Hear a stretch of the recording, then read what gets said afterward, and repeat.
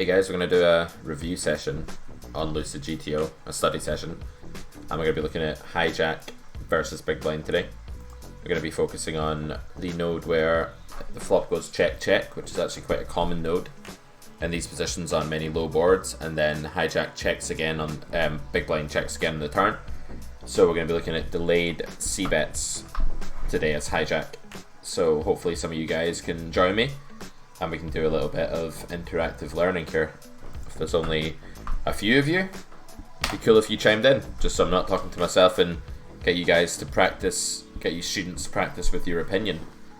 So this is going to be like an interactive seminar type thing. So yeah, we're going to kick things off then.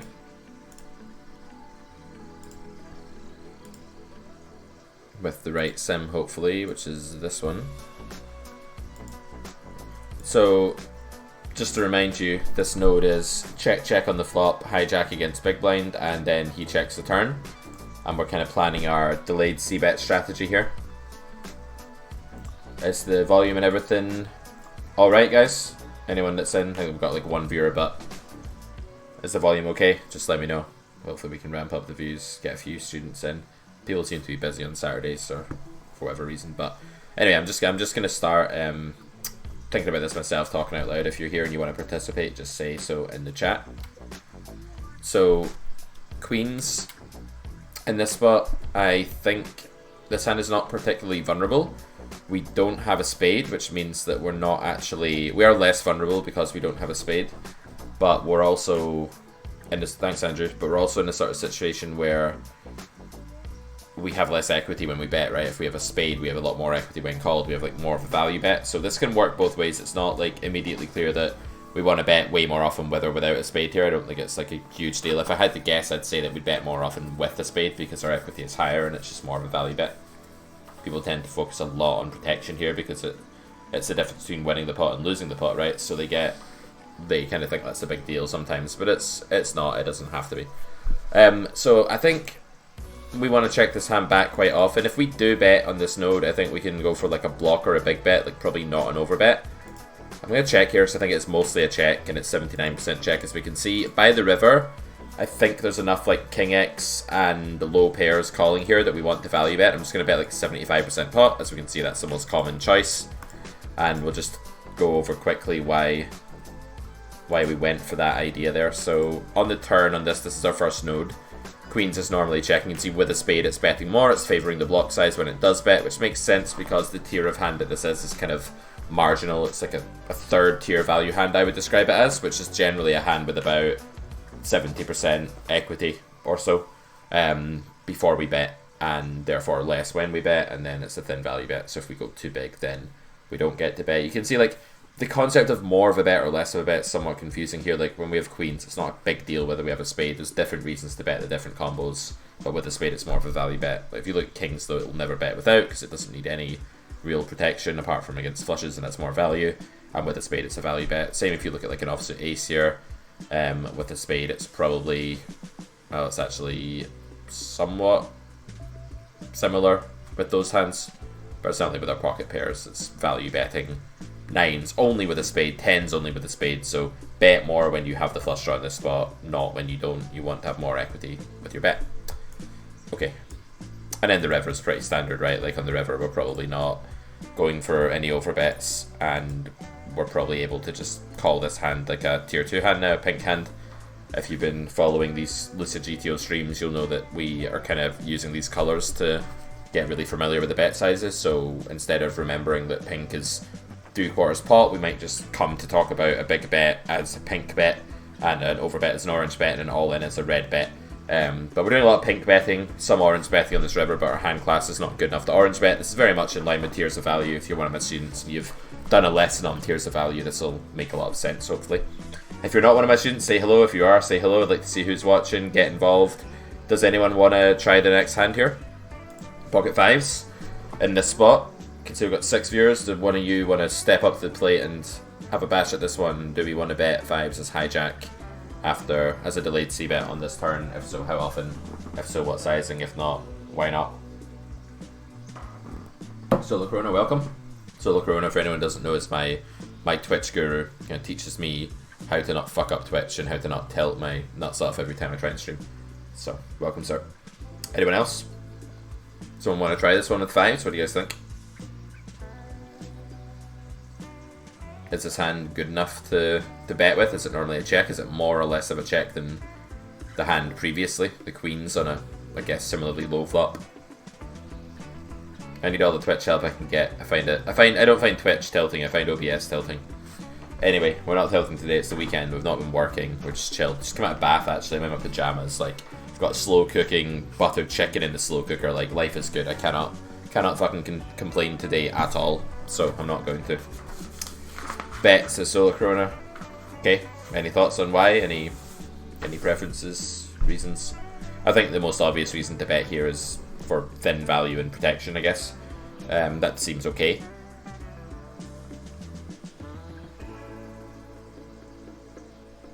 Like a delayed c-bet is good some percentage of the time, some protection, some value, yeah. Probably a delayed c-bet is alright here. Having a spade probably helps as well because we want to bet when his draws have less equity, and when we have one of his outs, when he has a flush draw, his draws have less equity, less chance of winning the pot.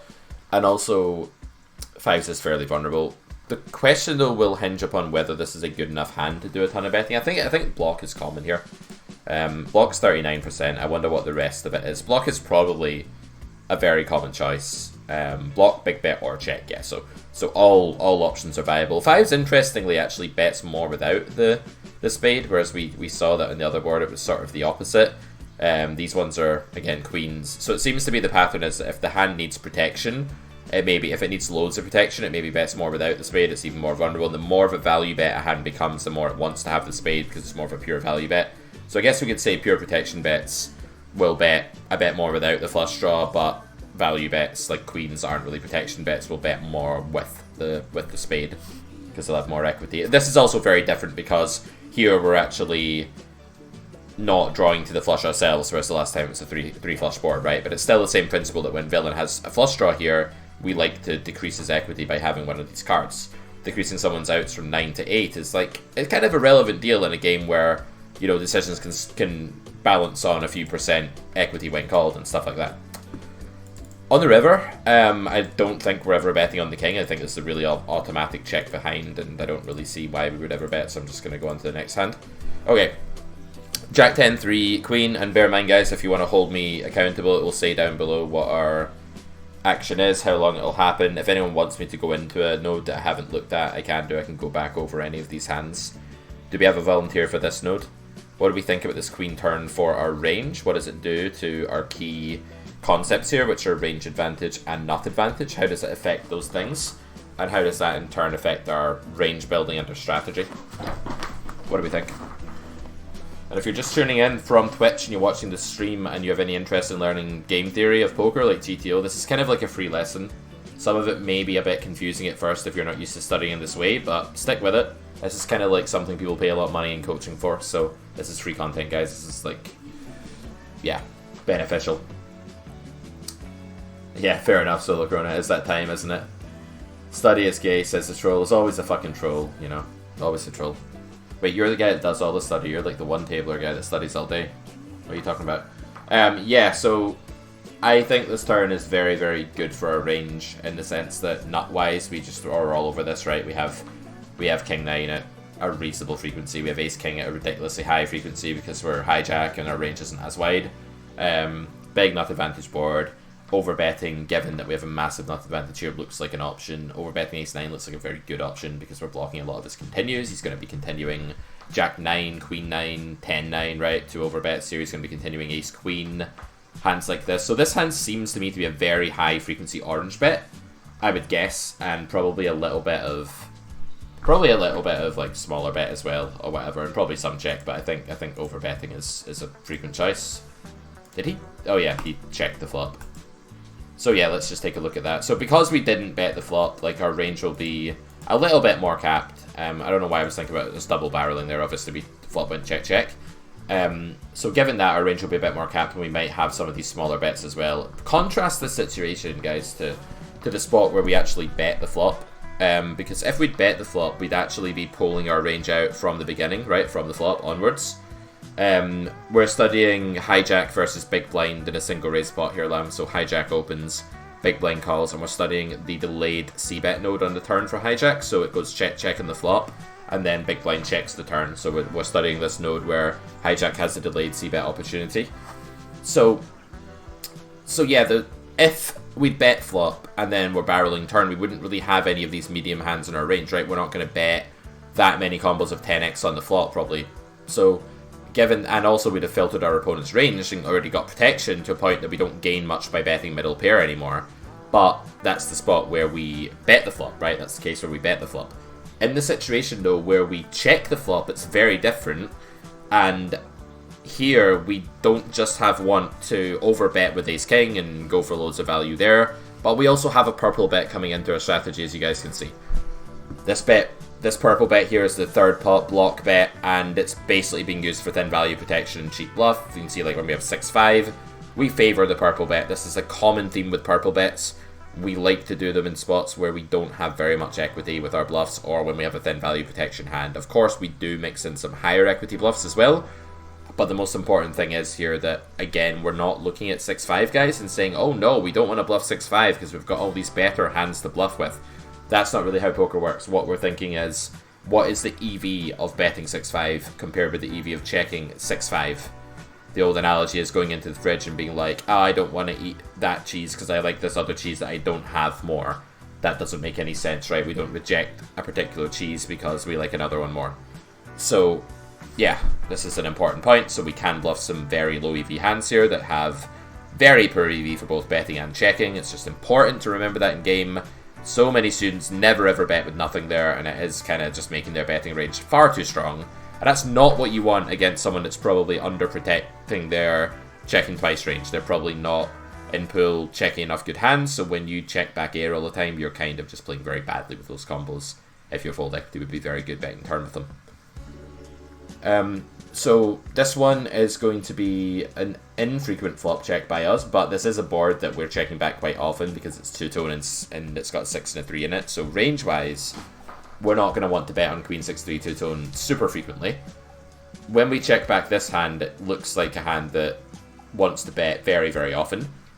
I think we could maybe have a big bet here. We don't have many overbets on this card, and the reason for that is that in the last hand, the king, like the ace-king hands, suddenly appeared on the turn in our range, and they were suddenly the nuts on the turn, and they wanted to do a ton of overbet, right? And they just come into fruition, basically, but here, if we had a set, we would have bet the flop. If we had Queen Jack, we'd have sometimes bet the flop. When we have Ace Queen, we'd usually bet the flop. When we have Kings, we'd have very often bet the flop. So you get the point, guys, right? There's not that many hands that want to overbet having checked the flop on this card, because this card's not as uncapping for us. It doesn't give us 16 combos of the nuts. So when we bet with 6-5, are we almost bluffing with equity when called? What?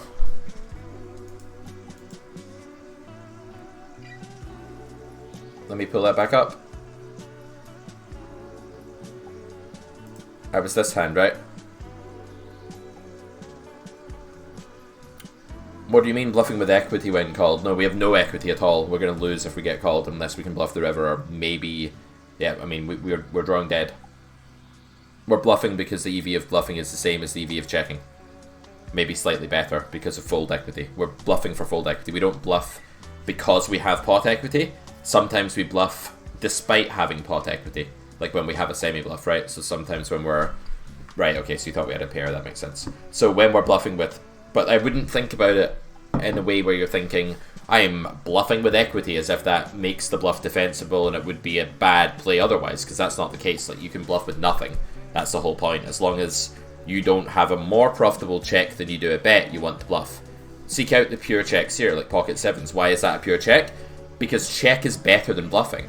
Pocket sevens is a higher EV bluff than 6-5. It's worth more chips because you have 2 outs to a boat to a set when called. But it's better to check sevens than it is to bet sevens. That's why it's a mistake to bet. Right, so it's all about that hand. Anyway, I just reiterated what I said before, so I'll move on. I want to go for this, probably. Mostly. 80% big bet, yeah. And this is very common in GTO. Once you've checked back the flop, yet you have a very strong hand. There'll just be a ton of pink betting here. And on boards with 2 high cards, there'll be less blocking. And that's because when there are multiple high cards, your very low pairs, right, your very vulnerable hands, actually become less vulnerable, and therefore they don't want to bet as often for protection, so they're happier just checking back instead of reopening the action and encountering a check raise. And villain will check this turn very frequently, because all big cards are kind of good for the raiser here, and therefore he'll want to protect that checking range and just have a high checking frequency, much like he would have done on the flop. A very good card again, and we're running hot, you could say, in the trainer. God damn it, why do I never run this good in real life when there's money at stake? It's okay, pride is more important. I want to bet here, I think, exclusively. And again, because this is uncapping, it gives me some nuts. I think I could overbet. I'm going to go for a big bet there because I rolled a bit lower. But I just want to stress that I think this will be an overbet, like, pretty often. Actually, not very often. Only a sliver of overbet with this combo, and the range is mostly blocking your big bet. So I was wrong there. Overbet's not a mistake with ace-king, but it would be with some lower aces, probably. And, yeah, I think villain's just checking this turn incredibly often. When we check back on the flop, we're going to love this turn. When we bet the flop, we're going to hate this turn. So it's actually, it's kind of funny, because people think that... I've heard a lot of people who should fucking know better, to be quite frank, coaches that are meant to be strong, players that have been around for a long time, saying stuff like, when they bet the flop here, saying stuff like, the ace is a great card for in position. It's actually not that great, because if you think about it, the hands we're most likely to check on the flop are actually mediocre ones, because we polarize on the flop, so we probably check some ace high quite frequently, whereas he's going to have some ace high, but he's also going to have a lot of queen jack that we would have bet, right? So we probably have ace high in a more condensed way than villain does if flop goes check check, but when flop goes bet and he calls, he has ace high in a more condensed way than we do, particularly if we bet third pot and he continues a ton of his ace high. So the ace is not that good. It's not a king, it's not a queen, it's not a jack, it's not... Okay, jack's dicey here, queen's a bit dicey. It's not a king, right, on this board. A king is much, much better. This one seems to me to be a mix. I don't think we want to pure bet this combo. We're blocking S6 here, which is not good. I'd rather bet with like King 9 or something like that that's unblocking S6. I think this hand's usually a check, actually. 64% check, yeah. Right now I'm just trying to do what I think is the most common line, while also kind of glancing at the RNG there, just to see if we should be doing like a rare bet or rare check or something in a spot where it's usually the opposite. So as you can see, when we have the 6 in our hand, we don't really want to be betting all that often. We want to bet a bit more with like bigger kings, but here's another teaching point. He should be checking the turn here very uncapped. So against solvers here, you won't want to pure bet your king X, you'll want to check a lot. Against humans who are passive and straightforward in ABC, which is a lot of humans, particularly in micro and low stakes, you'll probably expect flushes to lead the turn way more often than Pio is leading them. Pio will double check this turn with a flush very often, he'll check a bolt very often, he'll check a king or a 7 very often, but Pool, especially a recreational player, will very frequently just lead with those kinds of hands. So if you do suspect that your pool is far too capped when they check this turn, it may well be worth actually betting more aggressively for value than this. Just food for thought. On the river, I think we have a pure bet. I think on all of these spots, it's generally going to be a big but not overbet size. Overbet's probably okay here as well. I'm going with this size. I think it's the most common, and it is. Fine. You can see on the river, we can overbet. We can bet. Can we overbet on the river, actually? It's a good point. With that hand, maybe not. No, it's just big bet or block, and we're just, again, we're not really overbetting much on these sorts of nodes for the reason that we think villain is uncapped still. Out of position checks are nowhere near as capping for range in theory as in position checks are. This is a 101, poker 101 like fucking concept that's like so key. If your opponent's gonna go and check you out of position, he should have some good hands, but it's very likely that he won't have enough of them, and that's why overbetting this river with a king is kind of a nice little trick in pool, because you're just maximizing against a queen and not running into the stuff that would punish that, and you're not going to get raised like ever. So because pool is stupid, as Lam says, you can probably overbet this river against pool. It's always worthwhile going through these exercises to think, what would I adapt here against humans? How am I, like you'll see when I play, right? If I'm trying to play my best, I'm not going to go, oh, GTO does this, let me mimic it. I'm going to say, this is my understanding of theory, and here's how I'm going to use it to maximize my EV by taking the highest EV line.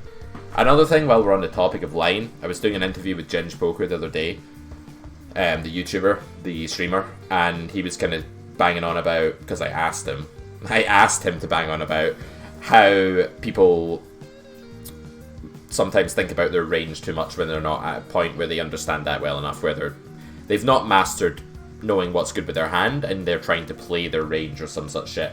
And people, I've heard a lot of stuff like I'll say, why did you bet the turn with that hand? It's probably never a bet. And a student will say, because this is good for my range. And we were just we were having a little bit of a rant about that, how it's very, very silly. And if your job is to actually maximize EV with your hand, and if you do that with every hand in your range, you maximize the EV of your range, right? Your range is just the sum of your hands, pure and simple. Of course, there are spots where your range starts in a different way due to its strength or whatever, and checks a lot to begin with or something. But that's generally when your opponent's still got the chance to do something, right? You'd never check this river back with a king because you don't think it's good for your range, right? That'd be silly.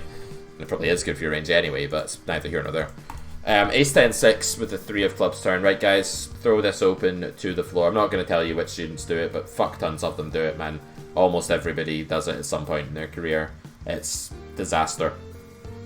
Guys, floor is open. What do we do with 5s on this board? Remember, we had a bet with 5s on a lower board before. This is obviously a higher board. Do we have a bet with 5s on this one? Fold is enticing, but fortunately not necessary yet.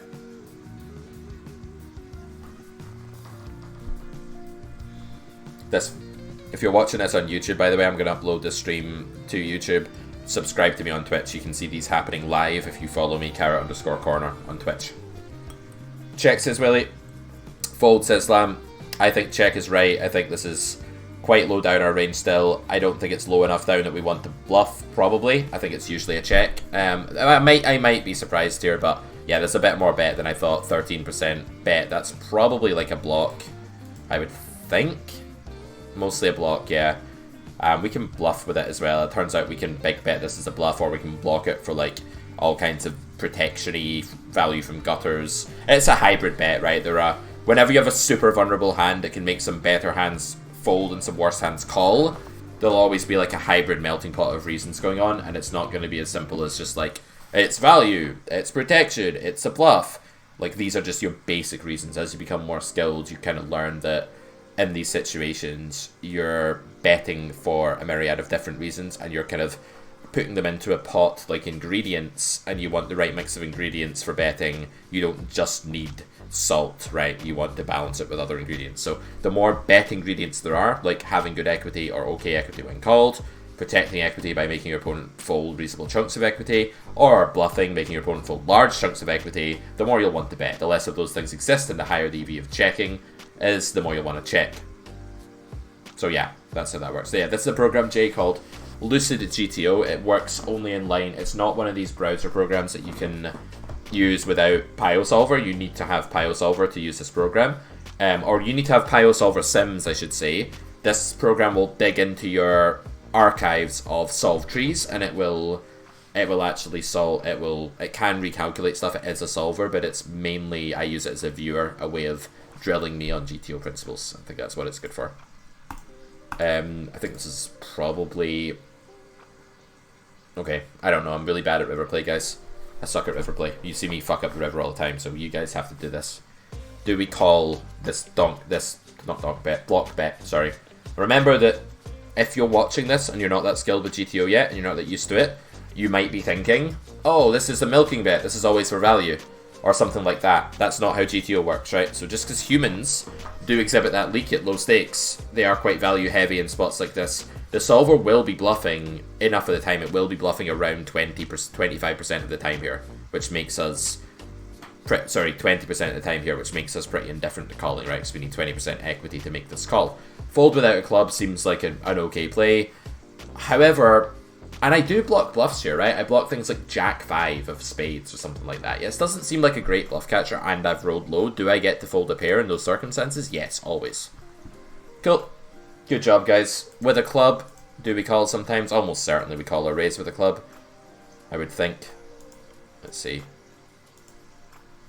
No, we only raise occasionally, and it's only when we have club and spade.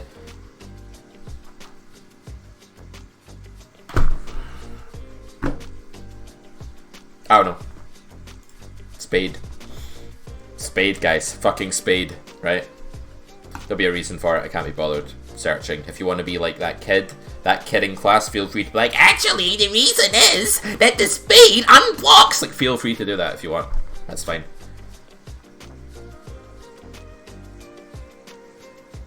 It's all about the spade.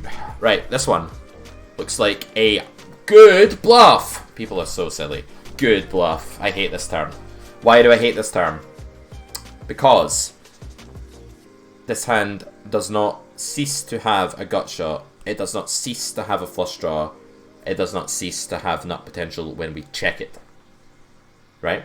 And because we're in position, we are checking back to realize equity. If we were out of position here, this hand would be close to a pure bet. And the reason for that is that if we check, we face a bet often and we are forced to... yeah, Willie. Nice. And we're forced to face bets, and that's horrible because then we have to like invest in a way like check raise. It brings stacks into play with him still being able to jam, and just all these things go wrong. But here, I wouldn't be surprised if there was a little bit of check to this hand. Like, you might be looking at this like, obvious bet, clear bet. In GTO, it's not, actually.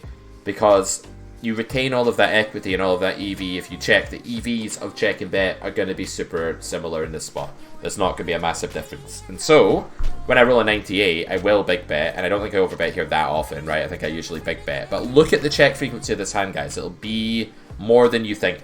Not lots, but more than you think, right? Jack 9 Diamonds checks that turn 25% of the time. If you're someone that approaches the turn by thinking, I have loads of equity, I need to bluff, you don't understand bluffing. You do not understand bluffing. Of course, in spots where we need to be very picky about what we bluff, we may bluff that hand sometimes, but bluff some other trash hand never. That's us being fussy about what we invest money with. That's not to say that semi-bluffs are better hands to bluff with relative to check than bluffs. It's all about that EV between bet and check, right? Hopefully that makes some sense. I know it's a bit confusing to actually say that the way most people talk about poker is bullshit, but guys, the way most people talk about poker is fucking bullshit. And there's only 12 of you here listening to this, and the rest of the world doesn't know about this, so it's okay. You also don't want to get check raised, but you're not that. That's not even really it, Willie. It's just that check is good. Check is fine. You proceed to the river, you realize all of your equity, you hit a good hand sometimes, you bluff sometimes when you don't. His range is weak, there's no problem with waiting to the river to bluff.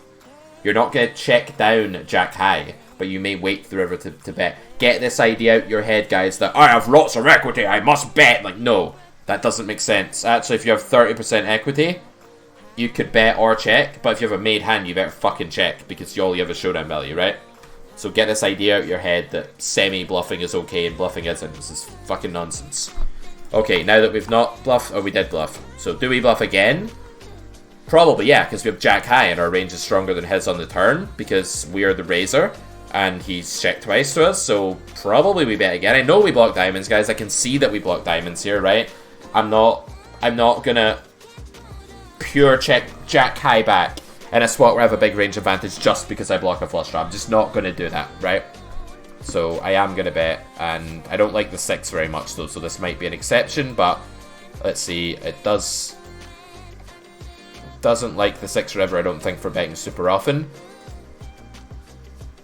But we are allowed to bet, even with the busted flush draw.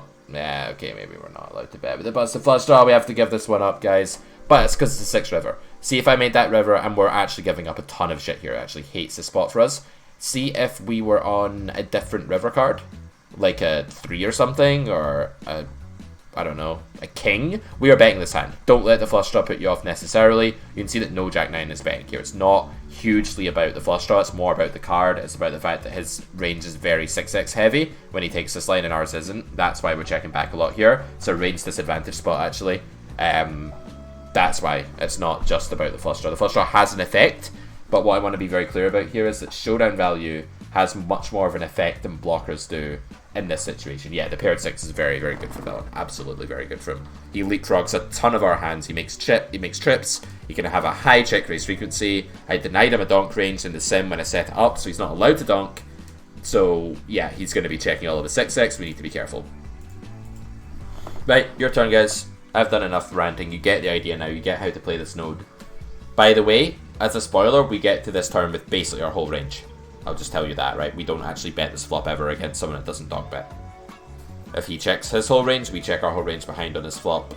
Well, most of it. Almost all of it. So that's your kind of clue. How often do you want to bet this hand? Think about what I said as well, right? It's not about whether this hand is as good as Queen Jack with a spade. Unless it's a range disadvantage spot for us. If this spot's okay for us, we can bluff air sometimes, right? So we might want to mix. Yes, discomfort, correct. We check back flop, we arrive on turn in a delayed c-bet node. And we choose some stuff to bluff with, value bet with. All that kind of thing. So yeah, I got my pajamas on, guys. I'm not even going to try and hide it, right? It's just, it is what it is. We got the pajamas on. What do we think on this card? Delayed c-bet spot. We still have overs, but don't like betting. Why don't you like betting? What you got against betting? Why are you such a hater, Willie? Why is betting so bad? I mean, he's checked twice now, right? We can start building a betting range at this point. Maybe not a massive one, but we can start building one. What's so bad about Queen Jack? Is it not low in our range? Is it not got bad check EV, so it doesn't need good EV to bluff? Why can't we mix bluff with this hand? Give me one good fucking reason why I can't mix and bluff here. Let's see, what's the reason? Because I only want to bluff with flush draws? That's definitely not it. That would just mean we don't bluff enough. If we're only betting high EV hands, right? Okay, that's a good reason, James. I like it. We rolled 11. That's a good fucking reason. This is a great reason. We rolled an 11. We mix. We check. I like it. But, if we look at the betting frequency of this hand, we can see that it's usually betting. It is checking on an 11, because it's 13% check. It's usually a bet. Guys, look how wrong you all are about the way you think about the spot. Look at it. Look at the conclusions that the popular world teaches us in this situation. Look at how it poisons us with these ideas that, oh, you can't bet when you don't have a spade. Ah! Look what they're doing to your brain. Don't let them do that to your brain, guys. Just fucking bluff. Right, now I'm going to bluff, right? I think a lot, because I hit the 10 a lot. A lot of my air hits the 10. I'm like right at the bottom of my range. I'm just going to... What sizing are you using? What sizing are you using, Solver? You don't like my sizing? What sizing do you prefer then? Is that not the sizing I picked? Or is that him? No, that's us. What? Oh, it's something to do with my suits. It likes to block more with that particular hand. Who cares? It likes bluffing. Don't check down Queen High. In a spot where you have range advantage. You have a range advantage there because your range is stronger than his pre. And it went check, check, check, check, check, check. So you keep it. No one filters, right? Why is turn a bet with this combo? Because it's a bluff. What more reason do you need? There's no reason. You guys are going about this wrongly. You're searching for dramatic reasons that make betting okay, but you're starting with an underlying assumption that betting with zero equity is bad. It's not. It's only as bad as checking is, and that means, and it's actually probably better than checking with this hand a lot of the time, because this hand can't do much when it faces a river lead and it's got some outs. I think you need to bet this hand a lot. And if you're not, you're only really betting high equity stuff. That's not poker, that's not balancing, that's not making you hard to play against in any way. It doesn't have zero equity, no, but I'm going to put it in the class of hands that's very, very bad, right? It has a lot of equity, actually, but it's compared with the hands that people like to bet, it's very, very bad. We don't need a reason to bluff a hand that, in a sport where our range is doing okay, we don't need any reason to bluff a hand. We can just do it sometimes. We can't maybe do it every time, or don't want to do it every time, but we don't need a reason. You just bluff. If villain's a station, now you don't bluff. But failing that, you just bluff sometimes. No problem. You bluff shite hands. Bluffs are bluffs. They're not meant to be good hands. The clue is in the name, guys. What do people have in the movies when they fucking bluff? Nothing. Because that's what a bluff is. They're right about that. And bad poker coaches are wrong. Bluffs are done with nothing. Stick around, guys. Tell your friends. You will learn more watching this Lucid GTO training video right now than you will with conventional poker wisdom. Honestly, there's a lot of shit out there about bluffing and it's all wrong. I call this video Why Bluffing is Misunderstood, because it's misunderstood a lot. As we can see from these notes. These notes illustrate very clearly how bluffing is very misunderstood and why it's misunderstood. Yeah, Bond is just an absolute luck box. He's just like, oh, I'm so good at poker that I had a royal flush when you had a straight flush, bro. Take that, you Russian fish. Right, Queen 9-5 deuce, 2 diamonds. It's a good bluff. Here we go again, right? Again, we could be tempted to always bet this hand. Again, checking is probably fine here. It's probably not a mistake to check. However, if the pool is folding really often here, it might be a mistake to check, right? So exploitatively, you might find that this is a really good bet. But since we're in GTO land, I think we mix. Okay, we rolled high. Fine, I'm going to just bet this sizing, because that's what I'm going to do a lot on this node to simplify my strategy. In game, guys, I don't want to be picking between purple, pink, and orange bets. In game on this node... It's the wrong hand. In game on this node, I want to be just using a pink bet, really, or a purple bet. I don't want to be overbetting because I checked the flop, right? That's a simplification that I can make. I can get rid of that overbet from my strategy, because although it appears a trace of the time here, in game theory, we don't need to do it, because we've capped our range on the flop. He's still uncapped. He can double check a set. That's right. He can and will check raises on the turn with a set in GTO sometimes. So we don't really want to go ahead and overbet when we don't need to. We can just keep our strategy nice and simple. Would I start overbetting exploitatively here? I don't know. Maybe if they're 2 capped, we could, right? That's always the food for thought. Exactly. We won't overbet much when we've checked back flop. Precisely the case. Discomfort, yeah. Our hand can check occasionally. This hand is very good for betting. This hand's basically almost a value bet. It's actually just so good. Like when you see this, right, it means that the EV of the hand is so high, like the nut potential, the equity, the outs, the implied odds, whatever you want to call it, is so good that building the pot is in our favor. Right, and that's the same with a hand like King Queen, right? Building the pot is largely in our favor. It's the same with Ace Queen. We have to build the pot. There are plenty of hands that you can't mix, but they're all exceptional hands. They're either monstrously high implied odds hands or monstrously high EV value hands. One of those two things. Otherwise, they'll mix. You know, you have like a bluff here, like Jack 9. No, sorry, Jack. No, how do I have no equity here? It's hard. King 7. MX. But I actually usually bet King 7 of clubs. King 7 of diamonds mixes even more. Look, you bet the clubs more than the diamonds, because the diamonds are just more mediocre equity. They're more like in the middle band of your range, right? But you can obviously bet them. It's fine. I'm just saying the only hands that are pure bets that you have to bet in this situation are going to be the ones with really, really high implied odds EV, value, equity when called, that sort of thing. The ones that want to play giant pots really often. Those are the ones that are pure bets. Nothing else. Not King Queen of... Not even like Queen 10 of hearts, right? That's not even good enough to meet that criteria. But Queen 10 of diamonds is. That's too good to ever mix check with. This is the difference. So yeah, guys, if you're checking us out on YouTube, follow me on Twitch, carrotcore.com, for more sessions like this. You can check sessions like this out in real time. You can participate in them like you're seeing people doing here in the video. But yeah. Alright, we'll do a couple more. So, based on the river here, what do we do in the turn? We bet the turn and we get this river. This sort of hand is not normally one that we want to bluff. And the reason that we don't want to bluff all air now is that when we bluff the turn, we have to remember that villain filters his range, right? He contracts that range, he condenses it down, and his range then becomes a bit stronger. When that happens, our equity starts to become worse of our range, right? Because we have air and he doesn't. We bet King 7 of hearts and he didn't call with it. So, therefore, when we have a hand like this, probably the right thing to do is always check behind, because it's just a very bad bluff. It blocks too many of his folds. The nut flush draw is typically the worst bluff on the river of all of the candidates. So in a spot where you cannot bet all of your air candidates, all of your candidates that lose to his range, you will certainly check. And also showdown value, yeah, absolutely. Correct, discomfort, that's right, yep.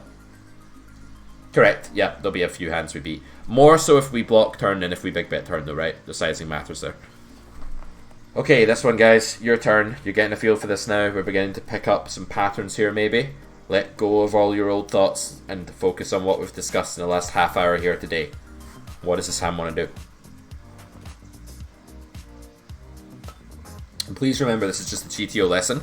I'm not telling you how to play every single spot. I'm just telling you what the theory of poker is. Or discovering with you what the theory of poker is. What about exploitatively with ace-4? I don't see a reason to change. It's too bad a bet in GTO. I don't think it becomes suddenly positive. Might even become worse. I don't know. After they call the turn, they'll be very pair heavy, and they may overfold the turn already, and then you're just in a really shit spot bluffing river with that hand. Mostly check, says Willie. I agree with that. I think this hand's really mediocre. Yep.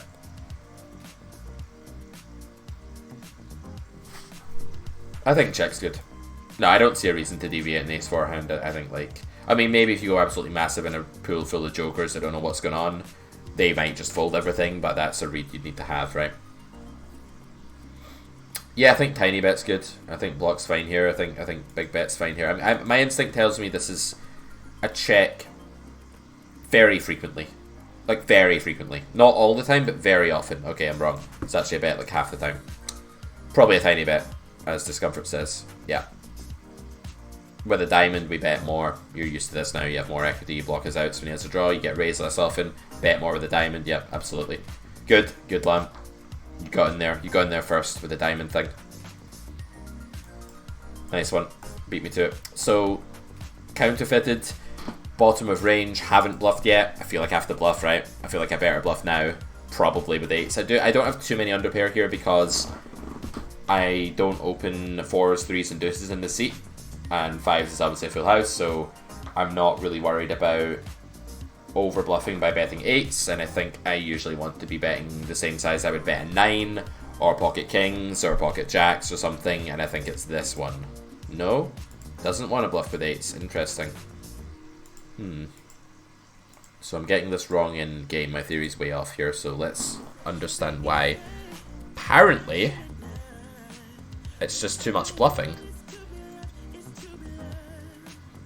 I didn't bet turn. I guess he can...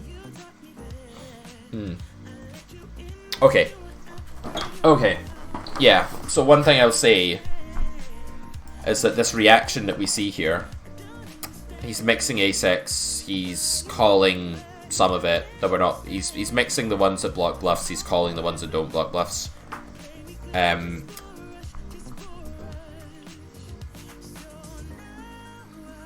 Yeah, I don't think Pool's going to actually fold that much more than this or anything like that. Maybe I'm just overdoing it if I bluff all these combos. I just have so little value range on this run out, right? I just don't have many value bets. I think that's the problem. I've just bet most of them already, and the 9 doesn't give me any new ones. It doesn't give me... So the 9, basically, if you think about it, it's very bad for my range, because it makes all of the hands that I'm checking back on the turn very bad, right? I check back very often on the turn with hands like 8s or 6s or something like that, right? So because I have these hands in quite a heavy concentration now, it just gives my range really, really low EV. That makes quite a bit of sense, whereas Villain's range pre-flop is more diluted by random ace highs and king highs and king x suited and stuff that I don't open, and therefore, yeah, he probably just has a bit more showdown value than I do in that sense here. So yeah, maybe I'm underestimating how bad that river is for me when my 6s through 8s get counterfeited, and there's quite a few combos of them that play this way. I don't think the 9's like... Yeah, it's quite good for Villain, because he does check a 9 on the turn very often. That's another point, Willie, yep. Absolutely. Might seem obvious, but I don't probably understand why holding certain suits changes whether we bet X, etc. in the whole blockers unblockers theory. Okay, so on the turn here, right, the EV of betting will partially depend on how often I get raised, right? So when I have the 8 of diamonds in my hand, I'm going to block some of Villain's check raises. So I'm going to block, like, the semi-bluffs, because I'd actually be folding 8s here to a check raise, so I want to stop him check raising me as often. Also, if he's going to check call me with a flush draw, like ace-8 of diamonds, I want him to have, or ace-10 of diamonds, let's say, I want him to have less outs. So if I have one of his diamonds, I take away one of his outs. Now he has 8 outs instead of 9. Right? Sorry, I'm just doing stream of consciousness here, guys. I'll try and slow down a bit. Try and understand, though, that I'm also trying to study at the same time here. You guys aren't paying me, right? So if you want to pay me, I'll slow right the fuck down. I'll go to whatever pace you want. But yeah, I'll try and slow down a bit. But I'm also trying to, like, learn as I go here. And I am learning a ton. I'm getting a ton of shit wrong, so that's always good. Yeah, give us money. Give me money now. Come on. $100 each to stay, or cut the stream off. Right. So yeah, the river's very hard to But yeah, I've not seen that spot enough. I had the wrong heuristics stuff. If I get stuff wrong, I just say that it's tough. Imagine you're 5-year-olds. Okay, so see this A that looks a bit like a tower, a bit like a house?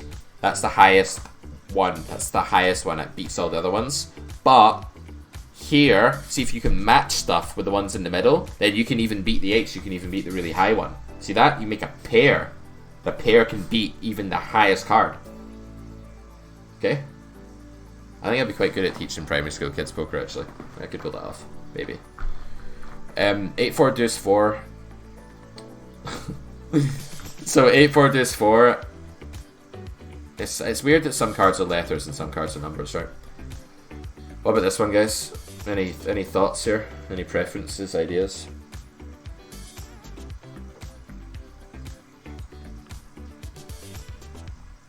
What do we think?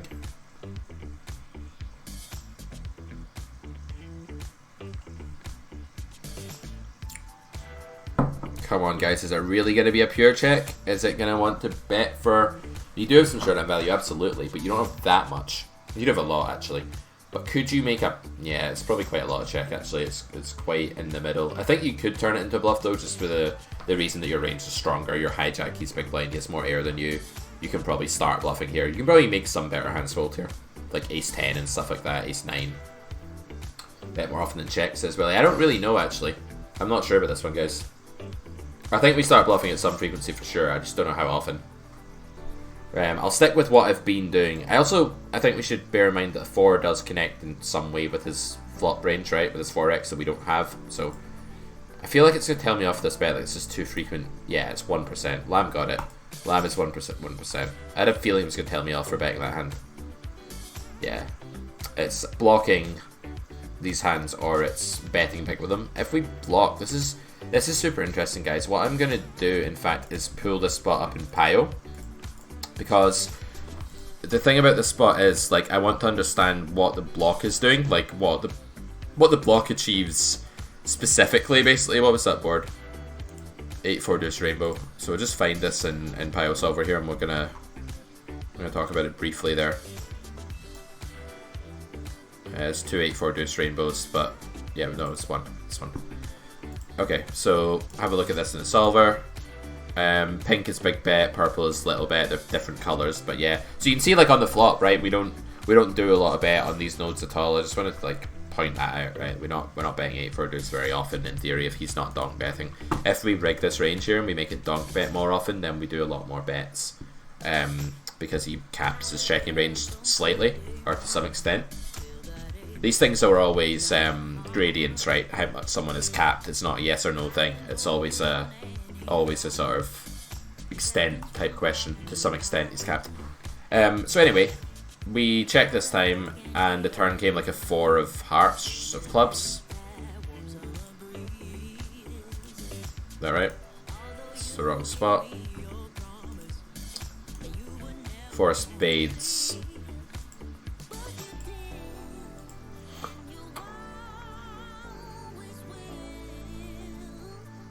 Okay, so when we block, right? So if you're not sure what's going on with the bet, like why it's doing it, what it's trying to achieve, is it bluffing, is it value betting, the thing to do is look at villain's response, right?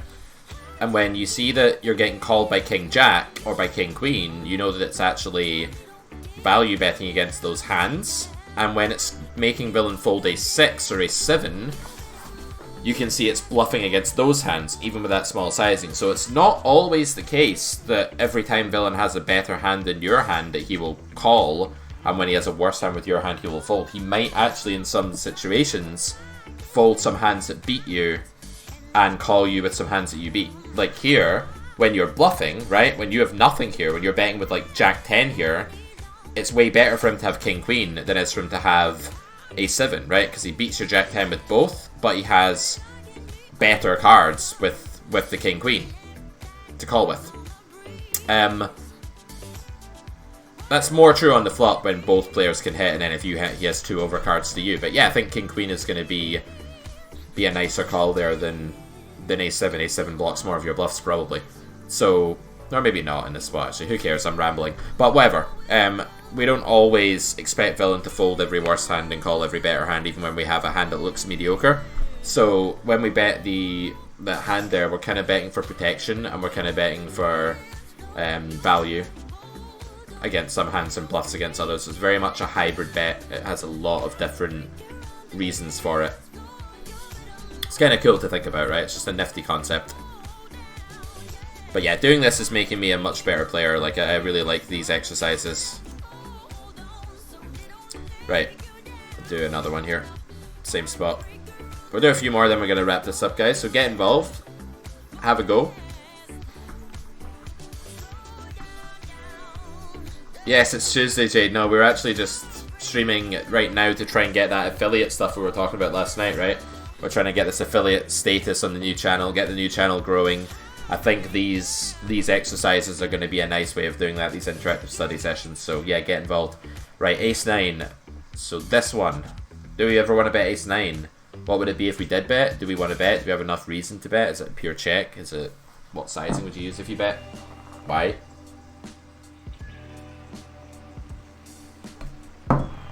What do we think, guys? Bet, check.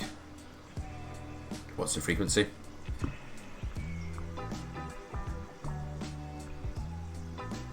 I know, Dr. Upswing, right? It's pretty sad times. This is what happens when PokerStars drops you. Basically, they're, as far as I understand it, they're restructuring their learning or whatever, and they're not needing PokerStars school things going on anymore. So what I'm doing here, Dr. Upswing, I'm homeless now, yeah, pretty much. What I'm doing, man, is I'm building my channel up from the ground up. For anyone who doesn't know Dr. Upswing, he is a reg, 100 Zoom. He's the most overrolled player in the world, because he banked some tournament for $80 billion once. Thank you for the follow. If you could help me promote, I'd be much, very grateful. I would be if you can stick a shout out in one of your streams, or you can drop a little thing in your channel or something. That would be so fucking great, man. I really appreciate it. Thank you for being here. Right, ace-9. It's the GTO stream, so we're not really talking about how to exploit or anything like that. We're just talking about what we want to do in game theory, like how we want to mix our hands, and we have an RNG here. Check ace high, don't yell at me. I'm a really bad coach if everybody has to proceed. That's been happening more and more recently. People have started adding the "don't yell at me" suffix to the end of their answers. It's been happening on one-to-ones as well, man. Check says constant tilt, one of my senseis from the Discord. If you get coached by us, you go onto the Discord automatically. It's like special club. It's one of those clubs you never know about until you're in it, and that's the best thing ever, right, guys? Right, guys, who can vouch for the Discord group here? Don't forget to install BTTV emotes for the plebs. Of course, man, we have emotes for everyone. We cater to the masses, we cater to the nerds, the dweebs, the enthusiasts, the geeks, everybody. We're a much happier streamer when we're on our own channel as well, because no one can tell us what to do. No one can tell us not to talk about Rake. That was fucking annoying. Pete, don't talk about Rake. Can't discuss Rake. These guys don't deserve to know about Rake. They should just play and not realize that they're paying Rake. No, guys, you're paying Rake when you play on any poker site. Okay.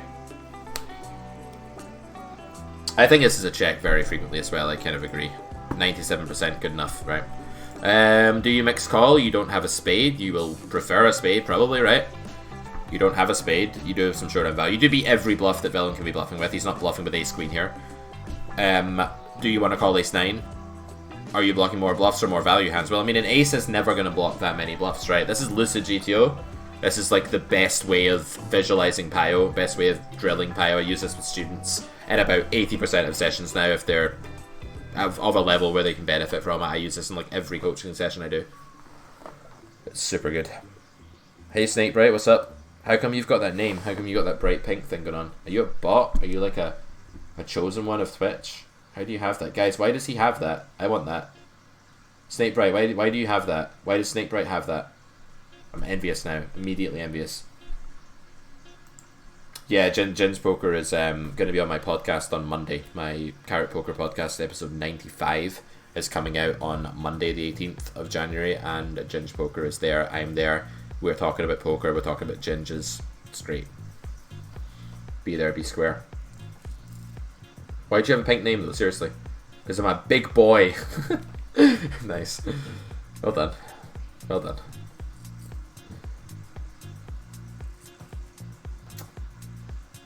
Oh, it's a partner's check mark. I want one of them too. Let's get one, guys. Let's get a partner's check mark. We can do it. Right, what are we doing with ace 9? Calling? Folding? Do you have any opinions? Dr. Upswing, what do you do in 100 Zoom here? You play 100 Zoom a lot. What do you do exploitatively? I know you're going to play against Pool here, right? You're not going to play against Solver, but what do you do against Pool? I did replace the women's makeup colours, and I made them the kind of girl that you can't really take very seriously's makeup colours. You see a girl with the orange that I use in this fucking results tab here, but imagine that on a girl's face, right? Like, hey, like with that orange, cause that's what girls say, they say hey, but imagine her with that orange face. Like, you couldn't really, I don't know, any of those 3 colours is a bit like, whoa man. Fold range versus hundreds, yeah, I agree. Like, they're just basically, well, you could have ace 10 though. They're basically never bluffing with block, right? They're just, they hate bluffing with block. Although, some of the better regs can bluff here. There are certain people in the pool that I would pure call this hand against, and then there are others I would pure fold this hand against. If I knew the player, there's basically no player I know here that I'm mixing against here, because they're either under bluffing or over bluffing, right? What do you think, Dr. Upswing? Either they're under bluffing or over bluffing this river, right? There's not really an in-between. No one's getting this right. I don't know how much it costs exactly. I can't remember. I just pay for things without thinking about it. You know, I'm a baller. But I'm sure it costs something. I think it's actually about $40 a month. Yeah, it's probably going to mix, right? Alright, we rolled an 18. Let's fold. 75% fold, yeah. Okay, so why do I say it's going to either be bluffed too often or too infrequently? I don't think we want to... Yeah, we do want to unblock Diamond Crap, because Diamond Crap... Hang on, Diamond Crap leads turn a lot though, because Diamond Crap unblocks the hands we don't see bet that are weak, like hearts and clubs. So Diamond Crap doesn't bluff river as often as clubs or hearts does, so probably we fold more with diamonds on the river. Let's see if I'm right about that. Let's go to the relevant node. Do we fold more with diamonds on the river? Yes, we fold more with diamonds for that reason. Kind of. Do we? Yeah, I think so. I think it's more just about spades. The diamonds doesn't really matter. Yeah, I'm getting in over my head here, guys. But I feel like if we don't see bet flop, we have slightly more hearts and slightly more clubs, right? So he wants to unblock those and he wants to bluff turn with diamonds. But then he also wants to bluff river with diamonds for that reason too. So yeah, maybe it just extends over both streets. He doesn't get to bluff the turn often enough that, yeah, blah, blah, blah, blah, blah. Blah, blah, blah, blah, GTO, GTO, GTO, blah, blah, blah, blockers, blockers, combos. That's what I think about that. So anyway, what does he have to do here? Well, he has to check a lot of hands like King 8. So there will be some regs here that are like, oh, I'm going to make him fold ace high, and they'll just bet King 8. I'm going to make him fold his ace high combos, and they will do this with King 8, and you will want to call always against them. Then you'll get guys that just always have King 10. They're just like, yep, King 10, it's the only hand I do this with. Yep, King 10 again. The ranges in this tool come from simple pre-flop, and if you want to get those guys watching this on YouTube, watching this on Twitch, go to carrotcorner.com and get them. You may as well, right? It's almost time for me to go and make the rice for the butter chicken, but maybe we can do one more spot. Good to see you here, the Dr. Upswing. It's cool that you found me. Yeah, it's 50 to 100 rake. It's actually 100 rake, but I call it 50 to 100 rake. Yeah, it's the rake structure of the game that most of my students would play, like 50 NL, basically. Oh, nice! Someone posted on your Discord. Awesome. We need to work together. Us Discord barons, we need to get all of our minions and followers to tell each other about each other. We need to all grow as one big team of overlords. Yeah? That sound good? Alright, I'm gonna check this hand a lot, right? But I am hijack. My range is stronger. I feel like if I'm button, I want to check this hand all the time. I feel like when I'm hijack, maybe I get to bet this hand a smidgen. What do we think? Do we get to bet this hand a smidgen because we're hijack? Our range is stronger, therefore we can reach. We don't have to reach as far down for all of our bluffs into showdown value. We can reach a bit closer to the surface of showdown value. And we can bluff some hands that are beating some of his range. Because when we bomb King 9 here for... I'd probably bet this board, again, either... I don't know about this board. This board's fucking weird. There might even be some overbet, quite frankly, in this spot. What do you guys think? Do we bet King 9 here as a delayed c-bet? For anyone that's just joining, We checked back the flop in all of these hands, and then he checked the turn, and then we're going to decide what to do in the turn. Okay, no opinions, so I'm just going to say that on a 77, I maybe get the bluff. Yeah, I do. Bam. Get the bluff half the time. 49%. Pink bet's going to be common, right? Some overbet? Am I right about that too? Is there some overbet? Okay, we have no range here because we bet flop with range. Boring. Our range is just some random myriad of nothing. Yeah, that's what I thought it would be, but I don't know. It will pick out the tiny node as well. It won't just pick out frequent nodes. It'll put you on things that never happen. You got it, Willie. You got it.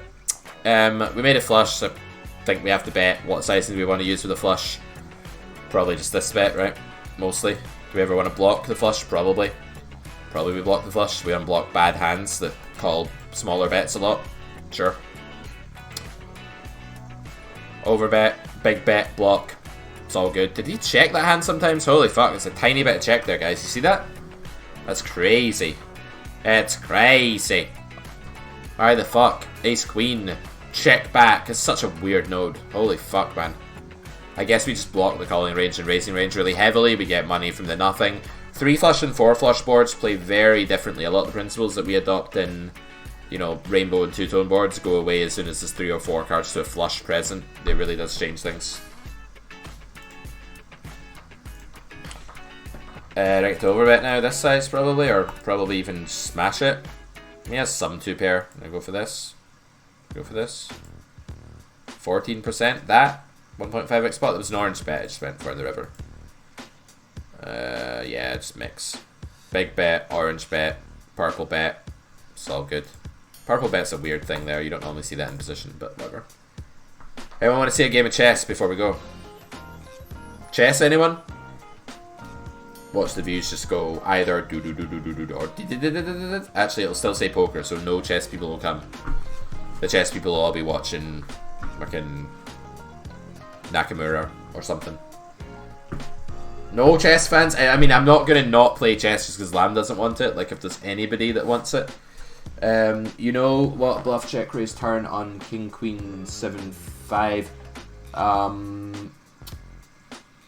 No, I don't know exactly, but probably it would be stuff like Jack 10, like hands that have similar bluffing to calling EV, probably. Like stuff that could call, or I think there'd be a lot of mixing between calls and raise in that spot. And there'd be some naked bluffs as well, like just Jack 8 or something like that for sure.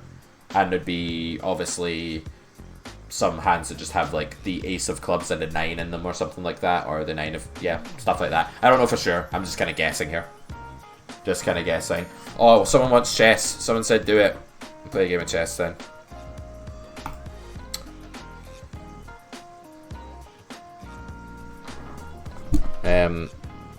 How do I do this without bringing up porn though? That's always the fear, isn't it? I don't want the chess to bring up porn. It didn't happen. Good guys, right? We're gonna play online. Are we logged in on this computer? Have we ever played on this computer? No. Already have an account. Log in. Carrotling. Carrotling, baby. What the fuck is my password? I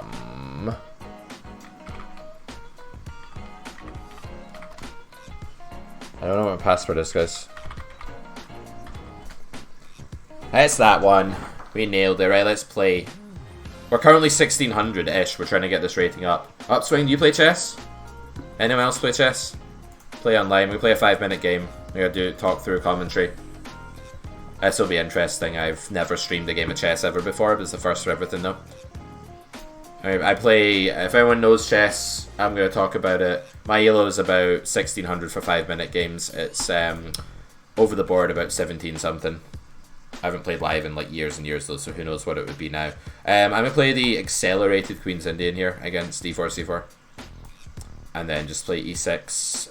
And it depends how he develops. You can play knight f3, you can play e3. This is weird, I don't really know how this goes. How does this go? I don't really know how it goes. It's bishop e7 and knight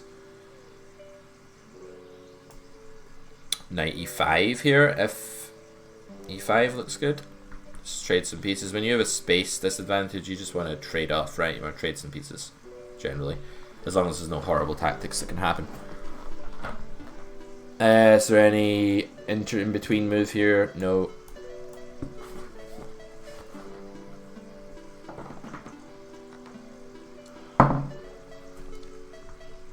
I don't want to play versus a Grandmaster. Why the fuck would I do that? That sounds like a terrible idea. Fuck, man. Queen B5 check? Does it do anything? I can double the pawns here if I really want to play that way. He's got this massive center. And play Queen B5 check, which forces Knight D2 or Queen D2. And then, does it do enough? Is it worth doing that? It looks kind of annoying for him. Like, it looks like it might get kind of unkind. I'm going to play this move. I want to trade off more pieces. Yeah, I think this is good. I feel like this is a good move. At some point I need to do something with the center. I'll probably just play D6. So if Queen D2, Knight D2, okay, interesting. So we can just, we can't take here. Can I draw an arrow? Yeah, we can't do this because if we, how do I get rid of arrows? Oh my god, I don't know how to get rid of arrows. Oh, there we go. So yeah, I can't take here because then that would unpin this, and then yeah, then that would happen, and then yeah, that's not really great. So we can just, I need to move the bishop back because otherwise there's going to be ideas like A3 and B4 and stuff, and then like he gains tempo while destroying me at the same time, which is not good. So now I'm just going to castle first and then play D6 probably.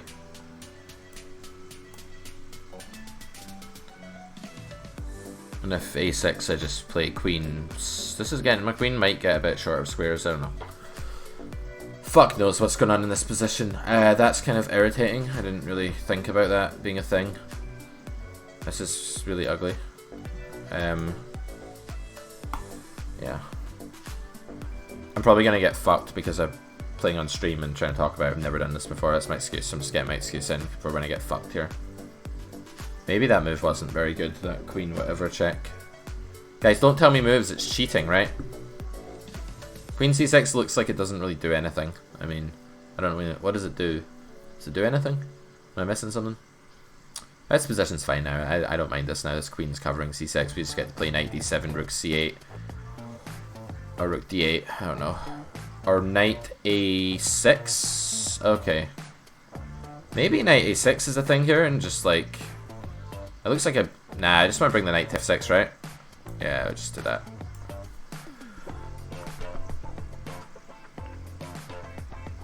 Yeah, I probably want to hold on to this bishop.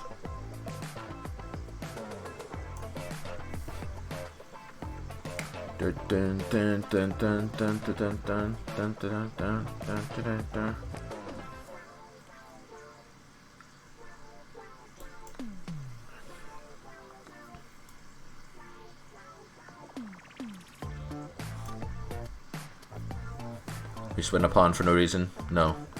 What am I talking about? Okay, now we just need to get this rook the fuck off this diagonal to this square, probably. And then we can play knight F6. We're threatening knight F... No, we're not, because you can play knight takes F6 check. Our queen now is going to belong up here, probably. Or in B8. Up here, hitting the knight again. Yes, that's good. And this also supports knight F6. It's all coming together, guys. If no one wins up, we have separate clock slam, right? So I have separate time to him. So if you run out of time, you lose. You have your own clock. It only ticks on your move. So we want to play... There's loads of threats here, actually. Are there? Maybe not. We're playing knight C5. Hitting the queen, hitting the knight 3 times. Then he doesn't have a check move. You play queen takes rook here. Yes. That would be a bit problematic, actually. If we started...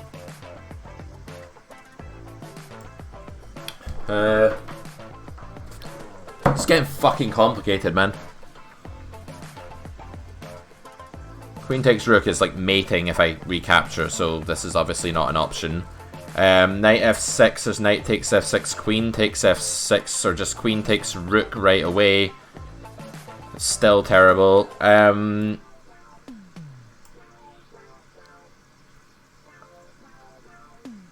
I just like go back here for now and like renew some of these threats? I don't know, man.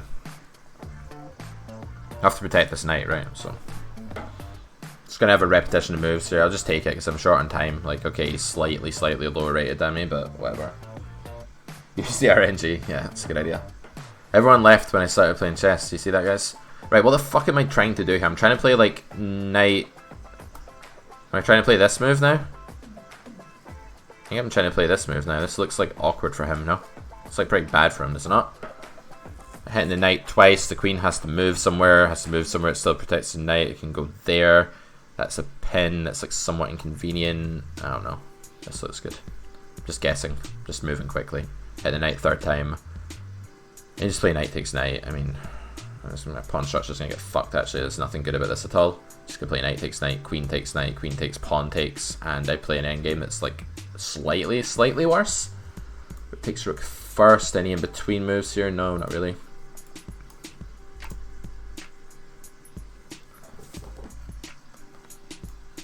Yeah, and we're gonna play this endgame that's not really that great for us. Because of this pawn's just like a weakness, right? It's going to be a fucking bane in my side trying to protect this pawn. So this endgame is... Oh, he didn't go for the endgame. That kind of surprises me. I mean, okay. I thought he probably would. I just want to double up on this file now. If rooks are off the board, I actually feel much better about this structural weakness. So I'm going to play queen here and then like just capture on...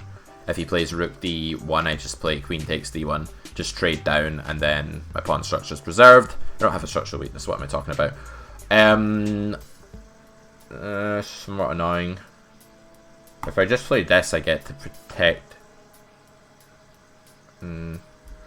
Or fucking time out, guys. No.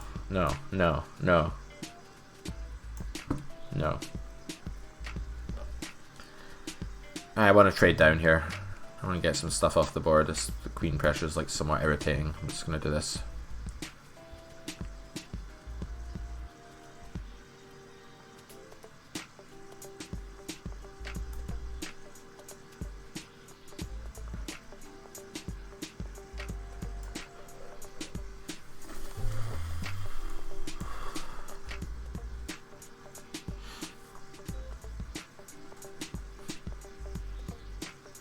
What the fuck? This is really bad, right? Yeah, it's really bad. Really bad.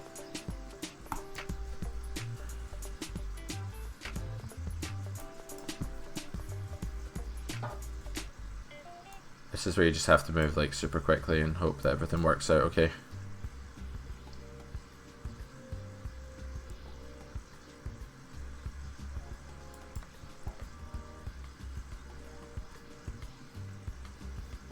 It's not going to work out okay because this position's losing. Pretty sure this position's losing actually.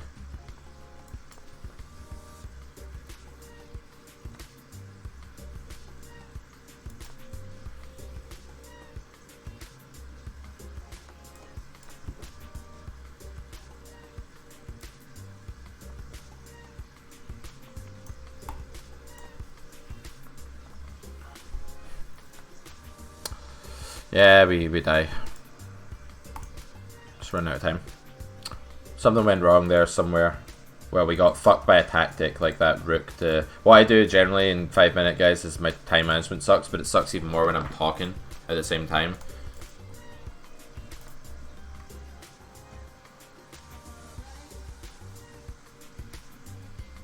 It must be so tilting being a chess streamer. Like, imagine trying to play a game of chess while people are talking to you. Must be like, poker's so easy, you have like one decision, you're just like, done, fine.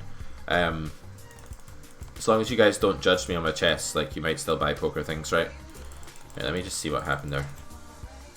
Just running the fuck out of, like, this was quite annoying on this file, actually. Like, I was thinking about, yeah, maybe playing like f6 here or something like that. I'll analyze this game.